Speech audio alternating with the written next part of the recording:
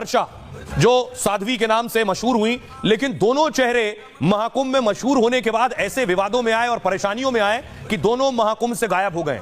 आइए दोनों के बारे में आपको बताऊं। मोनालिसा कौन है, पहली बार शायद इस प्रोग्राम में मैं बताने जा रहा हूं। मोनालिसा भी बहुत सुर्खियों में है और इतनी सुर्खियों में आई कि उन्हें महाकुंभ छोड़कर जाना पड़ गया। ये आप देख रहे हैं मोनालिसा को। मोनालिसा मध्य प्रदेश के इंदौर की रहने वाली है। इंदौर से पिता के साथ आई थी महाकुंभ में माला बेचने के लिए। उनके साथ ही बाकी परिवार भी महाकुंभ में माला बेचता था, लेकिन कुछ ही दिन में उनकी तस्वीरें तेजी से वायरल होने लगी। सोशल मीडिया पर लोग उनकी सुंदरता की तारीफ करने लगे। तस्वीरें वायरल होने से पूरे देश में लोकप्रियता बढ़ गई। इसी लोकप्रियता की वजह से लोग उनके साथ सेल्फी लेने लगे और हालत यह हो गई कि सेल्फी लेने वालों की मोनालिसा के पास हर वक्त भीड़ लगी रहती। यहां तक कि लोग यहां सेल्फी के लिए लोग पीछे पीछे मोनालिसा के दौड़ने लगे। मोनालिसा पहुंची थी माला बेचने के लिए। कई बार इससे बचने के लिए मोनालिसा को छिपना पड़ता था। मोनालिसा पर यह दावा उनके परिवार की तरफ से किया गया है।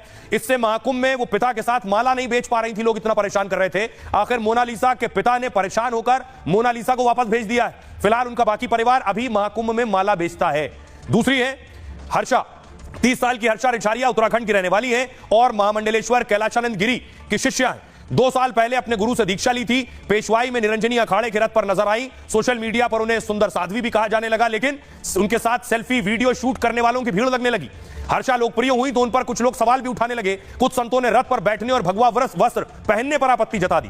शंकराचार्य अभिमुक्तेश्वरानंद ने भी रथ पर बैठने का विरोध किया। विवाद इतना बढ़ गया कि एक वीडियो में हर्षा रोते हुए नजर आई थी। परेशान होकर उन्होंने महाकुंभ छोड़ने का ऐलान कर दिया। इसके साथ ही उन्होंने कहा कि वो अभी साध्वी तो नहीं बनी है, लेकिन मैं धर्म और सनातन संस्कृति को जानने महाकुंभ में आई थी। मुझे इस लायक भी नहीं छोड़ा गया कि पूरे महाकुंभ में रुक सकूं।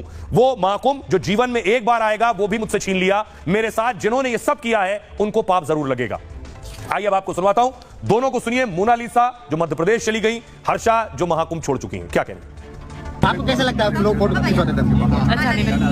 अच्छा नहीं लगता। अच्छा नहीं लगता। अच्छा नहीं लगता। सारे दिन भर फोटो ही फोटो खींचते रहते हो भैया। ये और भी लड़कियां हैं मेरे से बहुत खिंचाते हैं। दिन भर फोटो माला भी नहीं बेचते। रिछारिया और इस वक्त मैं हूँ प्रयागराज की पावन धरा पे, जहाँ पे पूर्ण भव्य महाकुंभ चल रहा है और जहाँ पे हर किसी ने मेरे नाम का एक शोर मचा दिया है। लेकिन उसके साथ ही मैं धन्यवाद करना चाहती हूँ उन पूरे महात्मा संत तपस्वियों का जो मेरे पक्ष में मेरे लिए इस वक्त खड़े हुए हैं, जो अपना आशीर्वाद अपना प्यार मेरे साथ बना के रख रहे हैं, जो मेरे हाथ को थाम के रख रहे हैं, जो एक बेटी की तरह एक पिता की तरह मेरी हिफाजत कर रहे हैं। उन सब का धन्यवाद। हर हर महादेव। आइए अब आपको दिखाता हूं कि आखिर किस तरह से महाकुंभ में हजारों लोग नागा साधु बनने पहुंच गए।